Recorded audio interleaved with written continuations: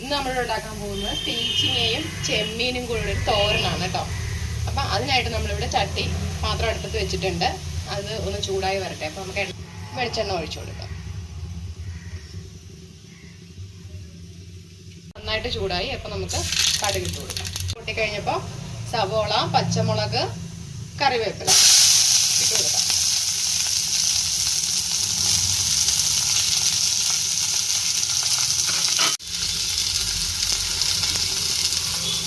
നന്നായിട്ട് ഇളക്കണം.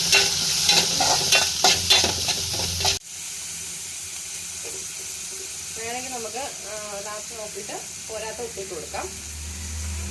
നന്നായിട്ട് യോജിച്ച് വരട്ടെ.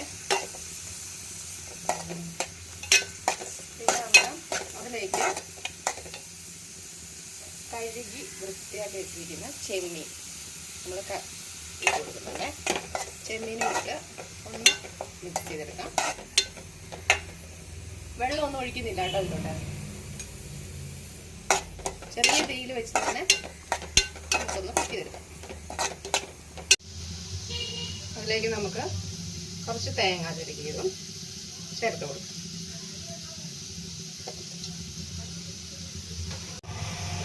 അരിഞ്ഞു വെച്ചിരിക്കുന്ന പീച്ചിങ്ങ ചേർത്ത് കൊടുക്കാം. ഇതെല്ലാവരും ഒന്ന് ട്രൈ ചെയ്ത് നോക്കണം കേട്ടോ. നല്ല ടേസ്റ്റാണ്.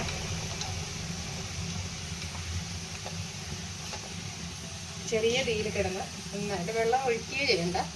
ചെറിയ തീയിൽ തന്നെ ഇട്ട് നന്നായിട്ട് വെന്ത് വരാം. നമ്മൾ ഇടയ്ക്കൊന്ന് ഇളക്കി കൊടുക്കണം കേട്ടോ. നമ്മൾ വെള്ളമൊക്കെ ഒഴിക്കാതെ വെക്കുന്നതല്ല.